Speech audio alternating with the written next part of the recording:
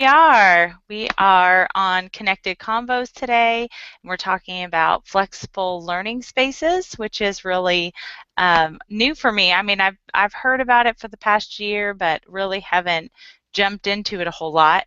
There's a few of us that will be more of observers today as we are spotlighting some classes, and some of the folks that are joining in on different devices. So I'm hoping that we get some people joining in here soon that are planning to share. And so I'll go ahead and introduce myself, and I'll let Jessica and Lisa also introduce themselves.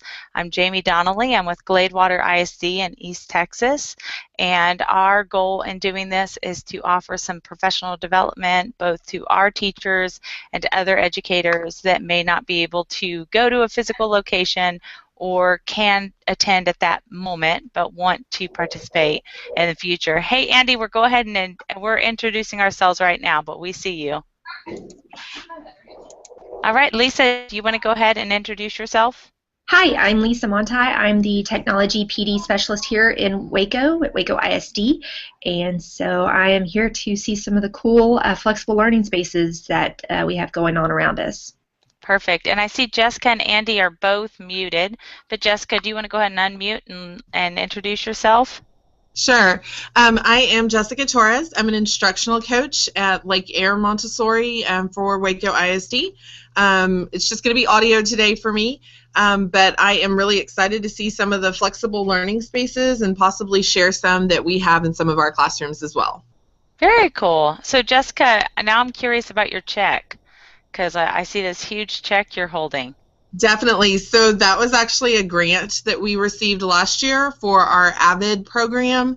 So it was AVID Elementary Essentials, and that funded all of our folders and planners and everything for the entire campus for the year to keep us organized. That is wonderful. How big is your Montessori school? We are pretty close to 700 students. We go from 3-year-olds all the way to 8th grade. That is awesome. That's a good sized campus for a Montessori school. That's awesome. It is. And how, just curious, looking from the perspective of your staff that you have over there, how easy is it for them to receive professional development? Is this something that you think will allow them to learn at their own time? Yes, so we always individualize for our kids, so we're very much pushing towards individualizing PD for our staff as well. So anything that's going to allow them the freedom to learn in their own time and at their own pace, we are definitely a proponent. That's awesome. Very cool. And it looks like we have Carrie on with us as well. Sideways, forward, top, bottom. Okay, Carrie, do you want to go ahead? We me? can hear you. Yes, we hear you. Do you want to introduce yourself? Oh, yes, I'm Carrie Espin, and I'm the instructional technologist at China Spring ISD, and this is my second year, and I'm excited to learn more about flexible seating. Yay! And Andy, I think we're ready for you to introduce yourself and then let us experience flexible learning spaces. Okay, so here's the deal. I'm trying to get it on my phone because my iPad is having issues. So I'm trying to get it to where I can walk down to their classroom. So do you guys, do you want to chat for just a second? Does anybody else want to share while I'm trying to get this figured out? I think I'm close. Absolutely. As we're curious about flexible learning spaces, I think many of us are going to be kind of observing here in the background. Last week we got to share some of our favorite technology tools and some useful resources for the classroom, the fun things to jump into. And now we're excited because not all of us are there and understanding this, but we're just looking at a flexible learning space right behind Andy, actually in her classroom. So we're able to see her chairs that are very mobile. You could see, I asked last week, so is that a problem when you have, the rolling chairs? And she said it really comes down back to that classroom management and how you handle that. And you could see the fun colors in the background and different Legos up on the walls and different areas of learning, and certainly with the furniture that they have would fit in that model of flexible learning spaces. And Andy's on her other mobile device, so Andy, if you want to go ahead and introduce yourself. Okay, I'm trying to decide, can I flip the camera or can I, what's the deal here? I can't get it to. You should be able to. I don't know why it's not letting me. Here, let me let these guys help. Okay. I'm going to move around. I may just turn the, so can you guys see? Hi, guys. Hey, okay, so I'm going to walk a little bit around my room, and then I'm going to walk down to the second grade classrooms and show you their rooms as well. So are y'all good? Can you see? We can see. You just may want to be pretty close to the sound and just moving slowly for the quality of the video. I think Okay. that will help everyone to be able to hear a little bit better and see a little bit better. Okay, is there feedback? Can you hear like an echo? Not at all. It's perfect. Perfect. Okay. So this is my classroom, and just to show you guys, I'm not near as flexible as I'm about to show you in the second grade classrooms, but we just have a variety of seats in here. So these are chairs, and it's funny because some kids actually prefer like these pretty normal chairs, but they can roll around and go anywhere they want in the classroom. And then these are, of course, my favorite. These are the Node chairs from Steelcase, and I'm doing this weird because I can't see what I'm showing. These are those, and you can see they have an iPad holder and they have a drink holder, and the kids absolutely love these because they move around so much. And then these are Hokey Stools. And the kids love these because they can wobble and they can move. And yeah, I get that question all the time, like, are you okay with them moving around like that? And of course I am, because as long as they're listening, and these kids can multitask, they can do all of that. So, and then here are our red, it's just an exercise ball with fabric on top. We ordered these from Office Depot, and I love, the kids love these too. So. So that's some of the seating in my room, but I'm going to walk down here to second grade. I hope you guys don't get. No, while you're walking down there, just so people know as they're viewing, we do have a viewer out there. Just so you're aware, I'm going to go ahead and screen share and let you guys know how to participate in this this conversation that we're having. So I'm going to go ahead and just share my screen and show you that when you are here watching the Connected Convos conversation on flexible learning spaces today, you can go and push play, and you will be able to come up here to the top of your screen. And I'm getting a little feedback, so I'm going to go ahead and push pause on that. And then I can come up here to the top to my waffle. And in my Q&A here, I'm able to see I can ask a question. I could type it in here and submit. And as we're watching, we're going to be watching for those questions to be able to let Andy and Fran and others, Jessica will share with them as people are asking any questions that they have about the flexible learning spaces, and we'll address it live verbally. So just so you guys know, that is available to you. And I'm going to stop that, and we're going to move back over to Andy. And I'm going to give a quick shout out to Ginger Williams. She's watching. Just wanted to say hi. Whoop, whoop, Ginger. Okay, are you guys ready? Yes, we are. Okay, so these are our second grade teachers. And yeah, I did flip it around finally. So they're going to share kind of how they've moved from, rows and tables and that type of deal to truly flexible seating. So I thought we could kind of focus on like why did they do this? How did they do this? And, how it's working for them, kind of the things what is working and what's not working. So I'm just going to turn it over to them. I'm just going to video and let them share what's working and what's not. So this is Carolyn Stevens. This is her classroom. So she's going to share first. And just make sure she's close enough to the speakers so that we're able to hear it pretty well. Face, do you? Okay. Perfect. So we have a lot of open space here. I had a lot of my bean bags donated from parents, which I was very blessed to have all that support. What we do in my classroom is we come to the carpet for the initial lesson, and I choose, sometimes randomly, but sometimes who is paying the most attention and being involved in the discussion, to go pick their seat. So they get to choose any seat, because after the lesson, all of the seats are open, and they are allowed to pick any seat for their independent work. I have some back seats here and some pillows here and bean bags. And then I also have tables with regular chairs that they like to sit in. Sometimes they've learned that they work better when they take their reading tests. They work better when they sit in a seat versus a bean bag, because sometimes they get too comfy when they're trying to do their reading test. So they've kind of just learned what works best for them and where they work best during which subjects they work. How many students do you have? I have 15 students currently. Wow, that is an amazing number. Students. It is. Oh, that's awesome. Yeah, we are very lucky. Okay, so I'm going to walk down. Are you good? Did you want to share? So I thought she could maybe share what she's noticed that's really worked with that and what they've struggled with. What they've struggled with is picking a seat and not arguing with each other about it.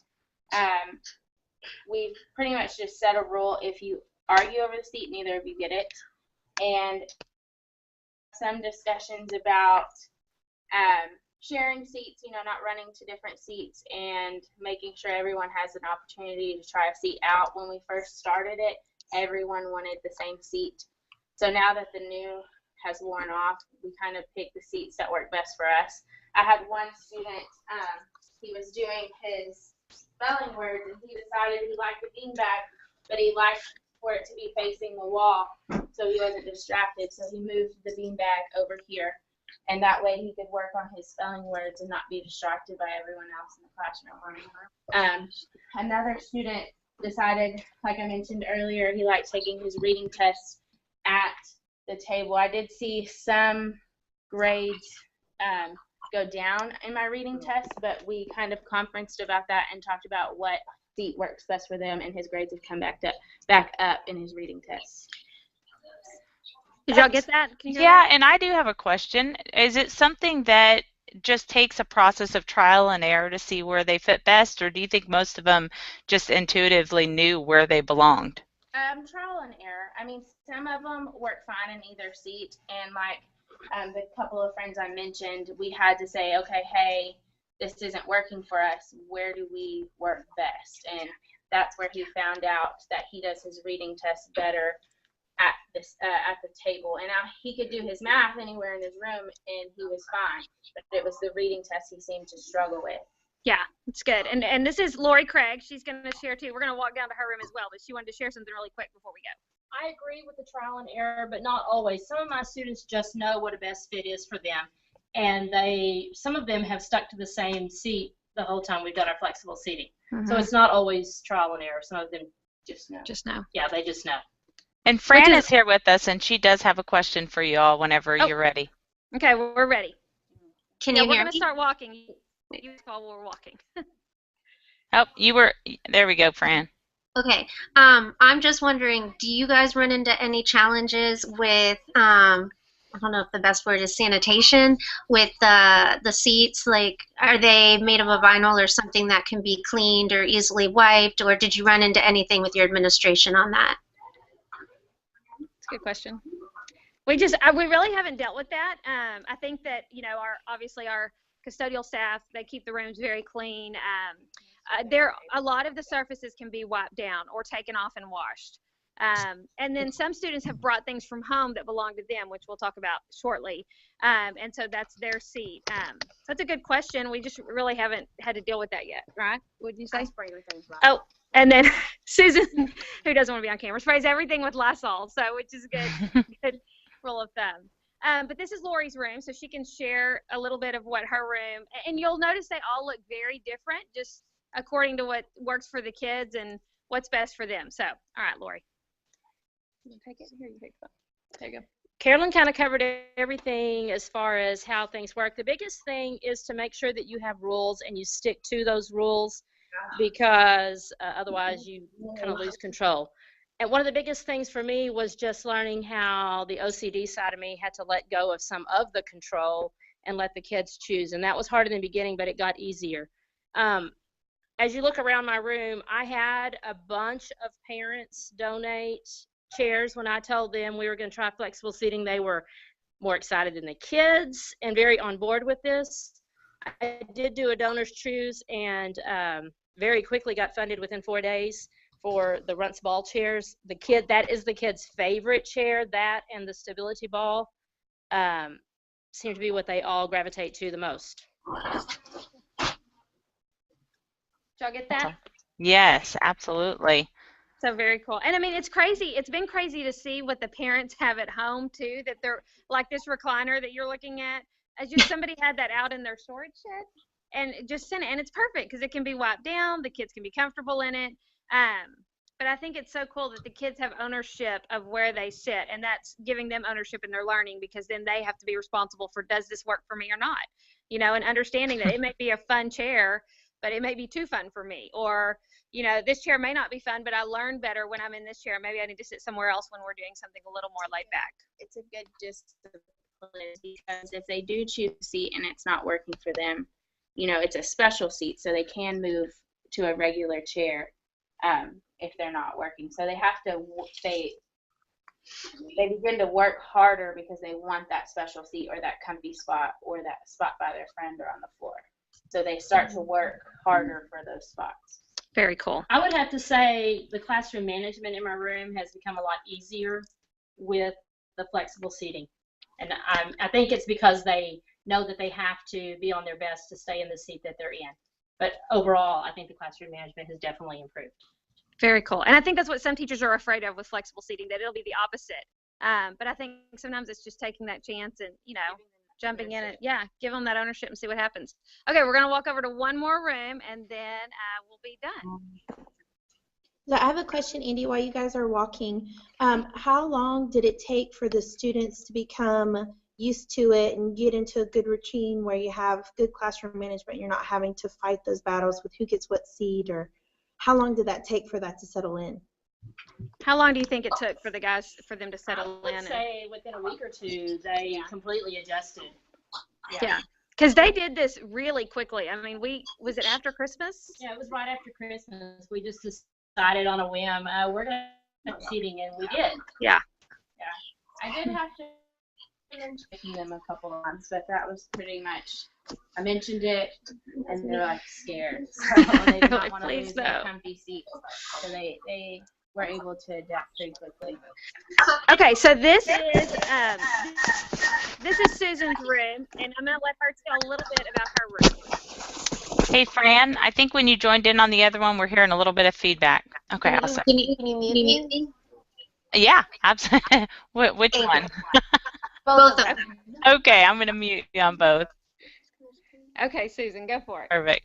Susan's going to tell us a little bit about her room and what she has. I think she actually had a lot of parents send things from home, right? Yes. I had some students that wanted to bring chairs and stuff that was theirs they wanted to take home at the end of the year. And that was fine with me, but they knew that they had to share the chairs. Oh, that's good. And it has not been a problem. So some of these video rockers? I call them noisy chairs, and then the pillow is on the floor. It's going to be taken home at the end of the year. But everything else is pretty much staying. It's just, this drives my OCD crazy. I've yet to get really good and used to it, but I'm getting there. And I think that's good to hear from a teacher that struggles with that, because I think that's so true, that even though she's, that's something she struggles with, it's way outside her comfort zone, she's trying it just, with the knowing that that's what's best for her students and that they're reacting well to it. So I love that there are so many options and that they really have lots of choices. That's awesome. Very cool. So do you guys have any other questions for us, or these guys are on their conference, so I don't want to take up too much of their time, but do y'all have any more questions for them? I have a quick question. What did y'all do with your desks? Oh, what did we do with it? Oh, we'll show you. Yeah, so we have some empty rooms, and that's where all of our traditional, we're walking back to my room now, but this is where all of the traditional furniture went, which is exciting because it's kind of gone now, and it's just in a, so let's see if we can pile away in here. Yeah, so here's all of our this is our traditional furniture room where everything's just kind of going. But it's been so exciting because as these guys have done this and we've put everything in this room and teachers from other grade levels have come down to this hallway, they're kind of the talk of the school. Everybody's wanting to do it. And then we even got word the other day that the middle school teachers are asking for tables and asking for some different things. So once you do something like this on your campus, the word spreads and other teachers want to know, why is that working and how is it working and how can I make that work in my classroom? So they've definitely been leaders on our campus, which has been exciting. And thank you guys so much for sharing your time and your conference with us. Yeah. All right. So they're going to say goodbye, and I'll walk back and join you guys in my classroom. Thank y'all so much. All right. Hey, I have one more question, Andy, while you're walking. Yeah. What was it like when you went to your administration and said, hey, I want to do this crazy thing? How did you approach it? Did you provide research? That's a great question. I think that, well, I ended up getting a new classroom, and when I got my new classroom, they came to me and said, I think they pretty much knew I wasn't going to ask for traditional furniture. And so they just said, hey, what are your thoughts and ideas? And I had done lots of research and read several articles about the impact innovative classrooms were having on students and flexible seating. And so as we designed this classroom and teachers came in here and saw the way the students were reacting. And I'll even let teachers come in and grab, take one of these Hokey Souls. If you have a kid that's struggling, come grab one, take it to your classroom and let them try it. And as that started happening, they just jumped in and went for it. And so, man, our second grade teachers have just been, it's been amazing. And our administration has been behind us all the way. They'll come in and sit. And I think that's the other thing, teachers coming in here and seeing how they react to the different furniture, how they're more comfortable and how they're able to sit and listen better when they're sitting in something like that. So as they've come in and experienced this furniture, our administration has been amazing and have backed us all the way. So we couldn't ask for a better situation. Oh, okay. Hey, she wants to share one more thing that's super important. So I'm going to let her share one more thing. Okay. Classroom management was that one of the first things that we come in from PE or recess or at the beginning of the day, you get your pencil box and your clipboard and you choose a seat.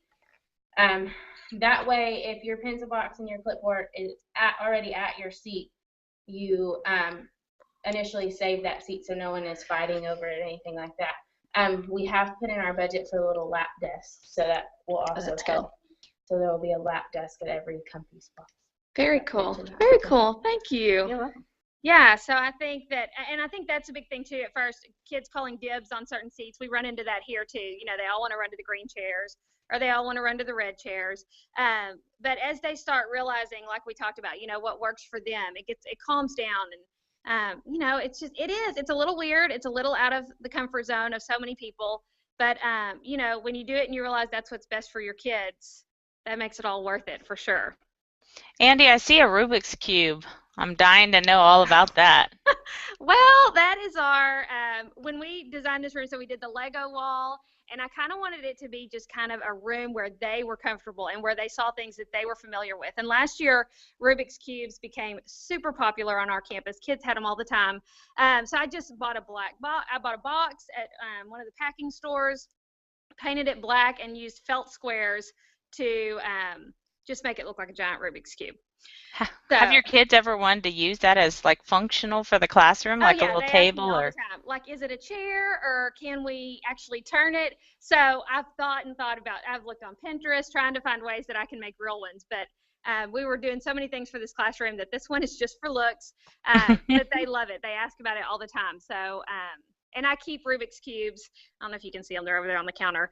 I keep Rubik's Cubes in our classroom all the time for kids that have downtime or need something to do with their hands. That's a great alternative for them. That's great. That's awesome. So, yeah. All right. Fran, are we ready to move on to your campus? All right. You can unmute yourself. Okay. The only thing is that Erin is still in class and we're waiting for her students to leave, and there's still about 5 minutes. Okay. So yeah. I could show you a little bit of some research I did at Ikea if you wanted to go to Ikea and look for things that you could buy that could help you in a flexible space, or I don't know what. Is that where you guys bought most of your furniture, was from Ikea? Mm-hmm. Other than like the actual school furniture. Mm-hmm. Yeah. So what made you select Ikea? Just cost? Cost, and just it's easy, and also with the cost, it's inexpensive. So if something were to become damaged, it'd be easy to replace too. Mm-hmm. But how many kids are in her class? Is this a large class or? Not too large. I think 25 at the most. Okay. And what grade level? And she has 5th grade. Okay. Is it subject specific then? No. She has them all day long. Except for the specials classes she doesn't teach, like the art or the music or the drama or Spanish. And then she trades with one other teacher for science. Okay. Because there's another 5th grade. That's kind of nice because I think with Andy, we were looking at, was it only second grade, Andy, or was it other grade levels? Yeah, that is second grade. We have several grade levels that are headed that direction. I mean, in fact, right before I got on, so I was a little late, I was talking to our administration about how many teachers are wanting to do this and wanting to move that direction, and how we're going to make that work.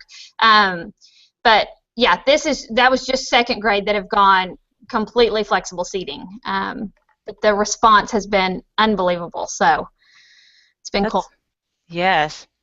I could see how teachers, like, color would drive me crazy. With all these variations of color, I would want to organize all my chairs the same way with the same tables. I can see how that would be a little frustrating to come in and just see, like, chaos in our minds. And I wonder how many kids that impacts, because I know some kids, they like the order, they like the structure, they want to know exactly what's going on. So has that had a positive or negative with some of the kids? Or, I mean, has it all been positive for every kid or what?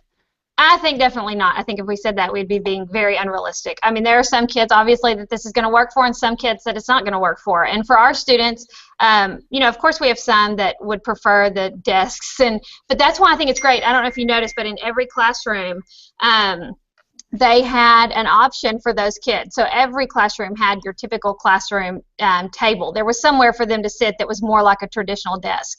And even in my classroom, I don't know if I mentioned that, but sometimes I prefer even to sit in the blue chairs just because I prefer to be in a chair that I can really focus on what I'm doing. Not every kid is going to want to be in a funky, weird, setting.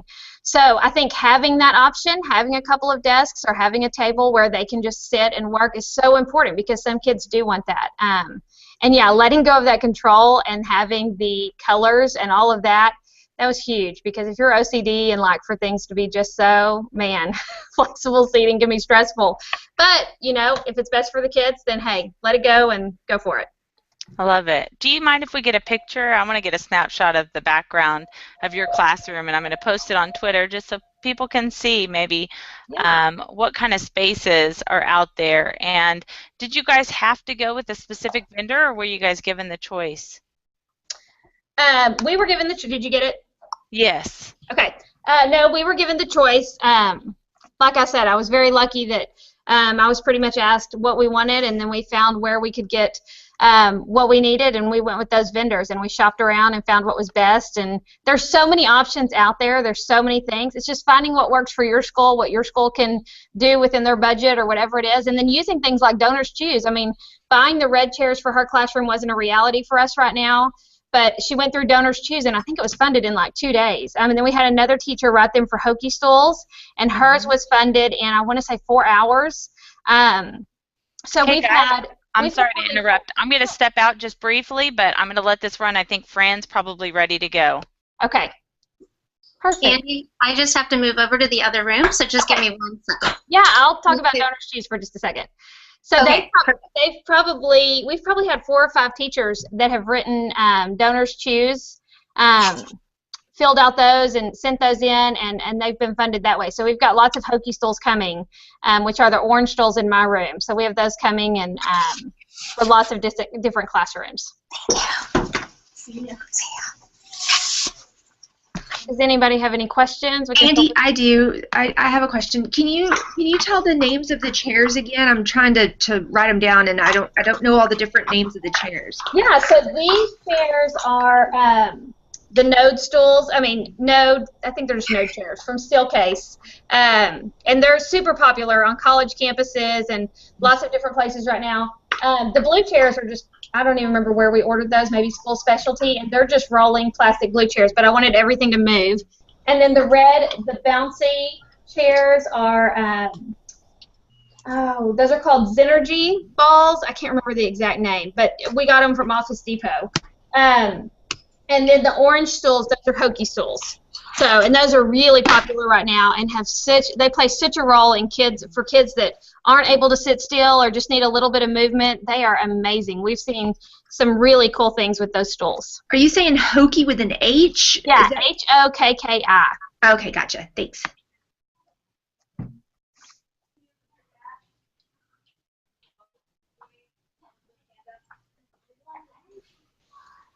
All right, guys, are we still on?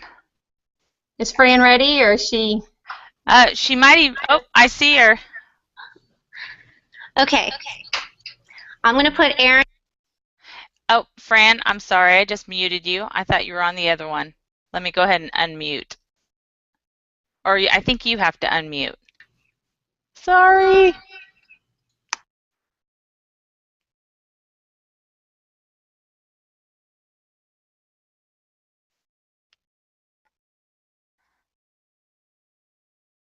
So I think, Andy, if you want to go ahead, well, I think Fran is getting that set up right now.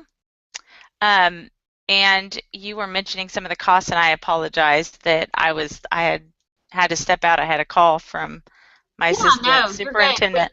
I was just sharing how Donors Choose is great, and then a lot of it we just did, asking for parents to help, and when you write a Donors Choose, asking for putting that out there on social media and asking parents to help and other people at the school. It's been amazing just when they know you're doing something different and you're trying to do what's best for the students, especially when their student is in your class, you get a response to that and they want to help as much as they can. So don't be afraid to ask the community for help and ask for donations. I've always been big on that. If I want something for my classroom, I tell my students, let's go for it. Let's ask everybody that we can. So with social media, it's so much easier to get things done and get projects funded that way. That's the truth. I guess it all depends on your connections with Donors Choose, and how you go into it. Realistically looking at it, you're thinking, oh, everybody's just going to come and give money. And that doesn't always happen. But I think you definitely can't get anything if you don't try. And that is where you kind of get your students vested into what things that they need, and parents involved with that process too. So that's pretty cool. Right, for sure. And I don't know if Fran's ready. Fran, are you ready? Do you want to go ahead and unmute yourself? Yes. Sorry, Awesome. technical difficulties with the iPad, so we're going to be using the laptop. Okay, perfect. Let me introduce you to Erin, and then she'll talk a little bit about what she's done with her classroom. Hi, Erin. Hi. Fran has been awesome with me this year. I inherited a new classroom that was straight out of 1985, complete with encyclopedias from 1982. And so we really just wiped it out and started brand new. So that sounds like a lot of money. Yes. Well, it was actually not too bad. We've simplified a lot. And so we used a lot of what we had with tables. My shelves are from Walmart and Ikea. And some of those are things I had brought with me from my other classroom. I've got a lot of portability going on, so the kids can move what they need. My word walls I'll show you those in a moment, but they're all portable. My focus boards that we use. We've repurposed the shelves to make study carrels for the kids so that they have seating for themselves without it didn't cost anything. We just moved stuff and got rid of the stuff we didn't need. So it was really a purge type situation.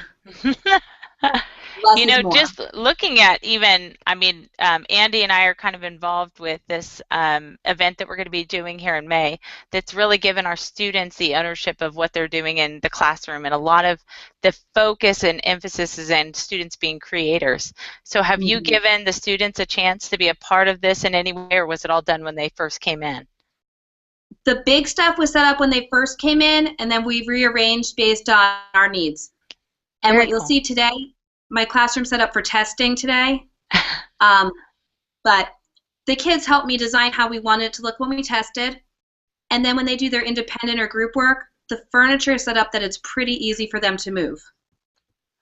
So they can take ownership of where they sit and where they work, and a lot of it is very, very student-led. So they've actually said to me, Miss Galley, I don't like that this desk is here. What can we do? Or when we move some stuff, they're like, oh, I don't like this. Let's put it back. That's awesome. You guys are out in Florida, so most of us are over here in Texas. What kind of weather are you guys getting right now? Oh my gosh, it's gorgeous. How about you guys? It's pretty nice. We're getting some good weather right now, too. Perfect. We're in the 70s. So yeah. It's winter, Yeah. That's great. Yeah, so if you want, you guys are on the laptop. but I guess I can kind of try and give you a guided tour. It's going to be a little awkward, but Okay. bear with me. Sounds great. Thank you. All right. All right. So here are those green boards there are my word walls and focus walls, and they are poster frames. So I can wipe them down. The kids can write on them. I can write on them. They can pull them down if I have a child who's absent or if I need to take a math group somewhere. They're like portable whiteboards. And I have a few, I don't know if you can see, there's another one down there in the corner that the kids get to use. We're very lucky we have extra iPads. Let's see. All right.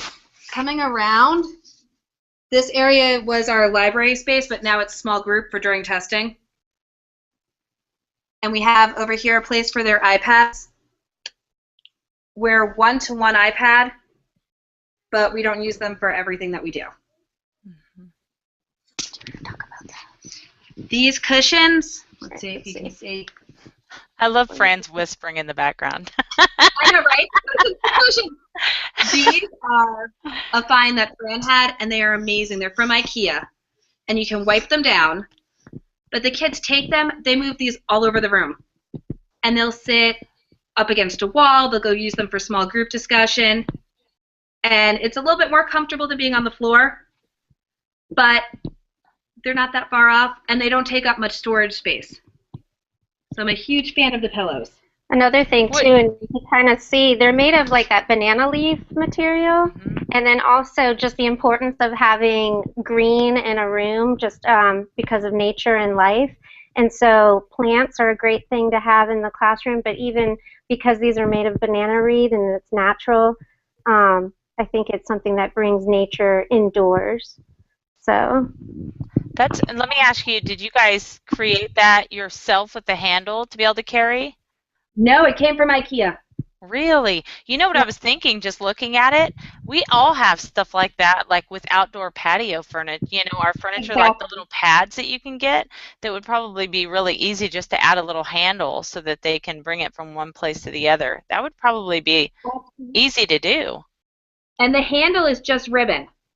It's not anything fancy. So if you got some like of the more thick ribbon, it would be perfect.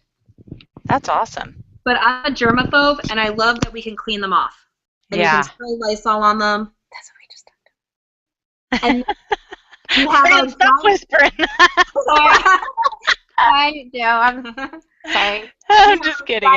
Chairs, which are the highlight of our classroom. And I think this is on my wish list for next year to try and get a few more of the brightly colored, oversized chairs, which were actually hand-me-downs from somebody from outdoor furniture that they had when they were moving. But the kids love those. What is it about that they love? Do you think it's the color, the way that they get to lean back, or it's low to the ground? Oh, it's low, and it's like you fit. It just, you lean back, and it's different, but it's comfortable. So it's good. That's and awesome. then we have, this is my favorite part of the room I'm about to show you. Oh, can I add one thing? Oh, yes. I had learned too, I think from like the Steelcase people, there was an article and it was about seating, and like certain seats are for certain, things that you want to do in the room.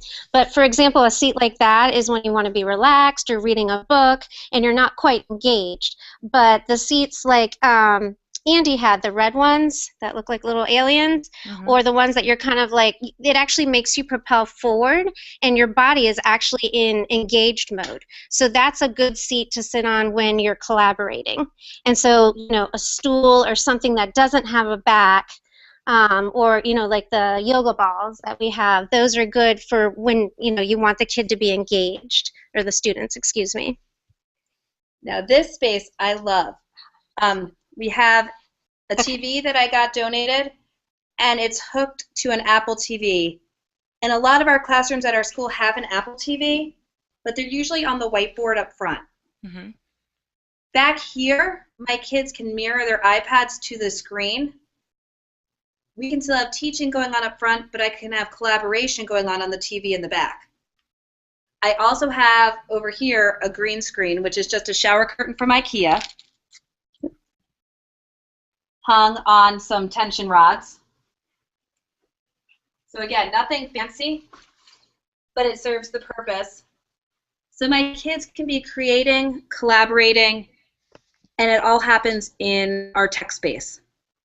So it doesn't take over our room, but what happens too is just by default, because it's on the TV, other kids are watching and adding ideas as they do their own work.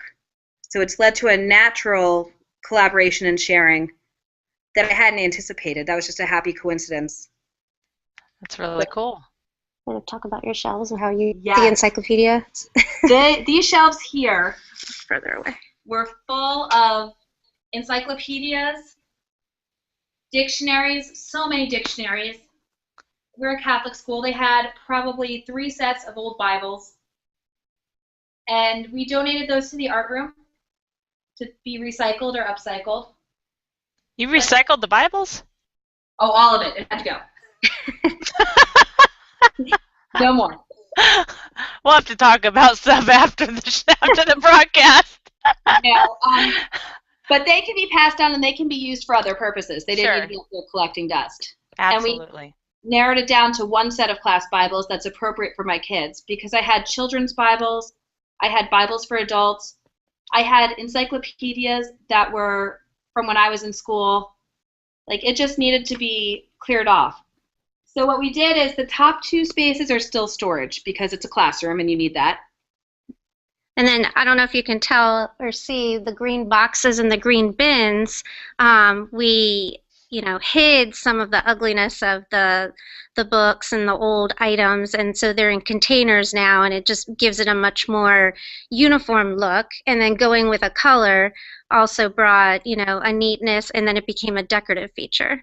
And then if you can see, there's a lot of green and white in Erin's room, so she kind of had that theme going. Now, with the plants, did you have the students help out with maintaining your plants? No, they're fake.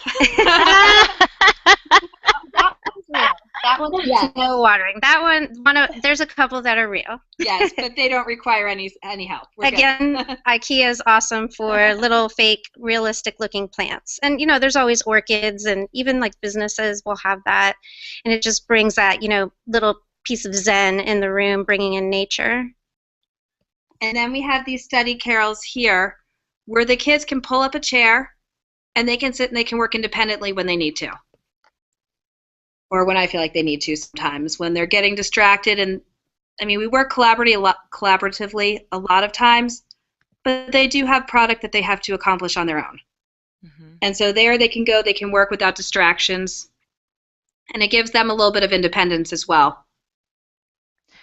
Now and I don't know if you can see on there the clipboard too. If Erin wanted to have this as a center, she can change out. The clipboard has a piece of plastic on it, so she can go ahead and just use an expo and just write on it whatever the name of the center is or whatever the task is, or it can be taken off of the wall and used as a regular clipboard too. I was wondering if people had to sign out. Like, when you go to the library, you have areas that you're kind of like scheduled to be in that area, in that learning space. Have you guys ever thought about that, or is that something just first come, first serve?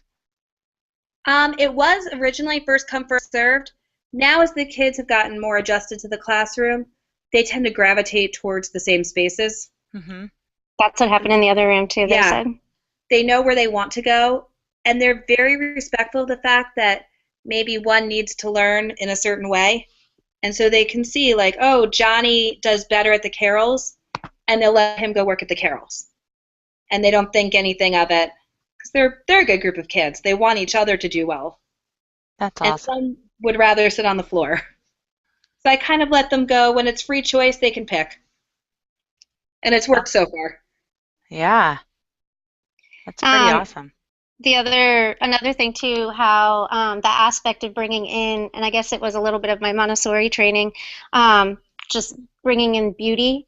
And so I just asked Erin, but she was going to do it anyway, like inspirational phrases for the classroom and for herself, or mantras.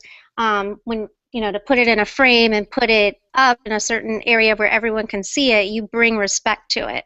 So that's another way that the kids could get involved, or, Aaron could, if you read them or see them, they're interchangeable. But then just, figuring out what are the things of beauty and having them on the shelf. It's not just, books as materials. It's other things to look at, touch, manipulatives, things like that. And Fran, I was going to say that I also noticed with Montessori, it's at the student eye level. We're talking about 5th grade, but everything at their eye level is very well, like, visually Right. appealing, like things that would be interesting to them. Anything that was kind of like they don't need to look at a bunch of books. I can see it's above their eye level, so you're looking at kind of those things are to some extent hidden, but the areas for them in their eye level are very much accessible and visually appealing for those kids. Right, and it's almost, I don't know, I don't think I would offend anybody, but when Aaron came in, I said, oh good, no typical teacher cat posters. We're going to have all really pretty things that you would have in your house. So, and then the Montessori environment also just a little bit more plain, and just, like things that are kind of more artsy or you would see in your home seem to be more fitting. For them to look at, because the other ones also too can be just overstimulating, honestly. So another thing that Erin did that I thought was cool, we skipped over it. If you can see this wall, this was really cool. She put up hooks, and then when they did their work, she put a ring through it. And actually, that's something that, for example, that was something that is virtual reality. It's off of Quiver. But what she did was she wrote something on there also, and it was a writing prompt. And then after the kids wrote it on a separate piece of paper or did the assignment, and after they decorated their shoe, then she let them go ahead and showed them how it would go into the virtual reality world. And that's another way to combine, different modes of, learning. But I love how they're displayed in here, and she can change that out if she wants. That's awesome. The kids love that one, and I've tried to take it down probably 3 times now, and they're, no, please leave our shoes up. So the shoes are still up. That's great. What was your prompt? Walk a mile and... That was actually our goal setting from earlier when we started 3rd quarter, was what goals do you have? And we did... Up above it says a journey of 1,000 miles begins with the first step, and they wrote their goals all over their shoes. So it's the same thing that we would do normally. It's something I would have done 10 years ago when I was teaching, but now it's got that augmented reality, virtual reality component to it. So I'm bringing in the tech without having to do much that's different. And the kids were so excited. Oh my goodness. They love when we get different visitors in. First thing, Miss Callie, can we have your iPad so we can show everybody our shoes? So I love that they love it, and I don't have the heart to take it down on them yet. Well, you need to add another one. I mean, they're ready to go full force, AR. They are excited. This group of kids has been amazing, though, because they're patient with me. Yeah. Well, they all have access to one-to-one devices, so what a perfect opportunity to get them to all creatively have their own stuff up there that can all be different. It's just really neat. Oh my gosh, it's amazing. And actually, we're very spoiled. We had a parent give us a donation, so we were able to get 3 more iPads, because the way our system works is that the kids don't have their cameras on during the day. And that's one of our security systems. But with the new iPads, the kids don't know yet. We told them we just kept the cameras on, but we were able to have a workaround. So they can use the Osmo, they can use their Ozobots, they can use the green screen without me having to go through the tech department to get the iPads turned on, get the cameras on every time. And it all comes back to my account so I can monitor it. And they're using it pretty much on the TV, so I can see mirrored up exactly what they're doing when they're using it. So the security is still in place, but it's nice. More flexibility. Yes. They can be creative, but they're not taking pictures and they're not able to do searches without adult supervision because they're still kids. Sure. Absolutely. This back table where Aaron is, and plus the front round table, they really are collaboration spaces, and the kids will specifically go to those areas when they want to work with each other. And so, again, talking about inexpensive, we got the $5 little chairs, the stools from Ikea, to just go around. And she also has carts and bins with activities, and then sometimes the Ozobots are in another crate. So the kids that's kind of a Montessori thing too, is you keep all the materials together or you leave them where they are. And then, you go to a certain area and then you kind of unpack and put your things out. One of the things too in Montessori is that they have work rugs, and then on weekends they would get washed, but you actually even roll the rug a certain way and put it in the basket when you're done, but that designates your space. And then you can see down here, Erin has her green rug, which, further, delineates the space as it's used. That's it. And for cost, a lot of this was a lot less than I would have anticipated it being. Most of the things I had to create the classroom this way, I already had from my classroom previously. So I did get some donations of like the cushions and some of the decorative pieces, but for the bones of the room, it's stuff that most teachers have. Like I had a classroom rug. I had the green bins from my classroom library before, I just repurposed them. The round table came with the classroom, and I had the small tables donated.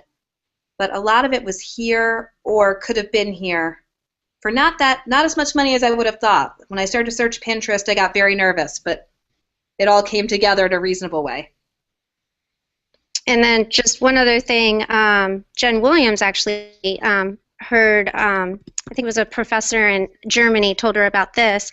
When the kids are seated, you can kind of see it at the board, the teacher would have up at the front islands, runway, or rows, and at the beginning of every day, she would put the magnet next to what it was, and the kids would come in and arrange the seats that way. So if it was islands, that means there's groups of 4 or 5 kids all sitting together, and they know that. If it's a U, it's a U shape of maybe 1 or 2 rows, maybe if they're having a discussion. If you have runway, there'll be a big space down the middle, so if someone's presenting, they can walk up and down and still have, make eye contact with the people in the back. Or, for example, they're in testing this week, so they're in rows. But that's another simple way, too. It doesn't have to be a lot of work on the teacher's part. The students definitely will help out. Oh, and can we show up here? These are my other favorite things. Oh, the lac tables. Our little lac tables. These are from Ikea. I think they're about $10, $10 or $15. Yeah, I think they're $9.99. And they come apart. They come in a whole bunch of colors. But the kids can carry these to wherever they need to work. So those kids who want to perch in their chairs or don't seem to quite have a backbone, they'll sit in one of these, and then they'll be sitting up straight doing their work. Where when they were at their desk, they were falling out of chairs all over the place. And these seem to work really well to keep them focused and give them a designated space without making them feel awkward. And the kids love these things too. They go crazy. And you can see 2 or even 4 kids at them depending on the group work. I think for the holiday party, we had a coloring quiver activity for them, and I saw 5 or 6 kids all crowded around one of those. And they just kind of sit, pancake style or sort of on their knees, and they're all, the table's for everyone to use, but they're all kind of snuggling with each other in a way, and they're all collaborating and talking, but they're all around one little area. And, the table's basically pretty small, so it's not like you're taking a big piece of property out. Those are honestly amazing. Especially for the kids, they need to get up and move. I teach 5th grade. They're 10 years old. Mm-hmm. They can't be seated at their desk all day. Mm-hmm. But there are times when they need to be seated to work. And I have some kids, depending on the task, they go to my OT kids first. Because I do have some that just sitting in a chair is not the most beneficial way for them to work. So they can go, they can sit on the floor, they can be comfortable. I've noticed an improvement in their handwriting because they're working at their space and in their time. And they love it, so that's awesome, Instead of fussing over, do I have to do this work, it's now, can I do the work at the black table? Yes, sure. That's great. Well, I noticed that you had big windows in the back, and one of the campuses that I was at, they didn't have as much whiteboard space. So one of the teachers actually took paper and put it in the background and allowed the students to interact on the windows with dry erase Yep. and on the doors and things like that that was available to them because they needed the space to work out problems and they were much more engaged by given that opportunity. But I don't know if you, I mean, to me, I know they're kind of higher and it's behind, you have things in front of it, but that would be another learning area that the kids can really engage with as well. Absolutely. I know of a college professor who she takes her leftover Christmas paper every year, and she's a Spanish teacher, and brings it in, and she'll just tape it to the wall, the blank side up, and then she'll, like, for, the first week back from the holidays, she'll have everyone work up there. And for some reason, everyone wants to write their messages up there and write things and communicate. And she said, this is stuff I was going to be throwing away. And the college kids like it. So. Yeah, I mean, it's use the resources we have. I mean, yes, functional, we're bringing in light, but now we can actually use it for our students to build upon that. I know Montessori does that a lot. I know, like, with the growing plants and things like that. My son was in Montessori, so I know for him, he really appreciated having that kind of atmosphere for him. It was all engaged. Every area had just a sense of student interaction and activities. Absolutely. And I feel bad that it's set up for testing now, but it's one of the realities of school. That's all right. That's awesome. That is a reality. It helps us really know what those spaces can look like at different times. Yes. All right. And then it was funny, the kids, when we set it up, because I had them set up the rows, they stood back and they looked at it. They said, "Miss Callie, it looks like a school in a movie." Yes, because all the movies have the rows. Yeah, usually her classroom is never in rows, and then the one time I ask her to contribute, they think they're at a movies. They do. Well, Jessica is still here, and she is speaking of Montessori. She is actually at a Montessori. She mentioned that she might have some things to share from her perspective. And Erin, thank you so much for joining us. Thank you. I appreciate it. Thanks for visiting. Hey guys, so wanted to share a couple of things. So funding is not really an option for us right now. We are trying to get our teachers on Donors Choose, but just wanted to share a couple of inexpensive ways that we found that work for flexible seating. So number one, the desk that everyone has available. We had a teacher this year who took the legs off. She just completely took all of the legs off and put it down on the ground, and then she threw pillows down on the ground, so the kids are still using that same desk, but they're all down on the ground now. She took some of them and she kind of tied them together into groups of 3 so the kids can move them around into pods of 3. We use a ton of rugs, which are pretty inexpensive. A lot of our teachers use the dollar store placemats, the ones that are fabric, so that the kids can roll them, and then we order rugs from a company that's pretty inexpensive. I think we pay about $6 for each of the rugs, and our kids do a lot of their work on rugs. Clipboards, we use a lot of clipboards, and our teachers have gotten pretty good about double-siding their clipboard. So they'll take one clipboard and then on the opposite side they will attach a laminated piece of paper so it serves as a clipboard and a whiteboard, so it can serve both functions for them. We do use a lot of donated pieces of furniture and different things. I think it was Andy that was talking about the parents who will just give what they have, and they really do. So definitely asking families for those. And then I think one of the other coolest things I've seen in our teachers' classrooms are the little stools made out of milk crates. So they turn them upside down and then they create kind of a foam cushion out of them, and they make kind of a small stool for those as well. So there's storage underneath it as well as seating for the kids. Those are all okay. Let me just say, I'm hearing a lot about our teachers creating these spaces for our kids, but I think that this is a grand opportunity for our kids to really show how they can create some amazing spaces that they take ownership of too. You know, repurposing the things that we already have in our classroom. We have so much. They have so much, you know, sitting in storage, obviously, that they can bring back to the classroom and just create an atmosphere that may not look as pretty as we like it, but it's a space that they want, you know. And I'm hearing a lot of teachers being super innovative, and it just makes me curious how much more we can really see with our kids having the opportunity to create their own spaces. I don't know. That would be a fun one. What do you think, so. Jessica? I think it's just more, and I think Andi pointed to this earlier, it's just kind of letting go of that control and trusting the kids and letting them go, you know, to what helps them to learn best. So I think our kids could do some really great things. Absolutely. That's awesome. I know that we're at 1 o'clock right now. Unless anybody has anything to say closing wise, I think we're good to end this week and look to the next week of having connected combos. Yep, I think we're good. Okay, I see thumbs up. All right.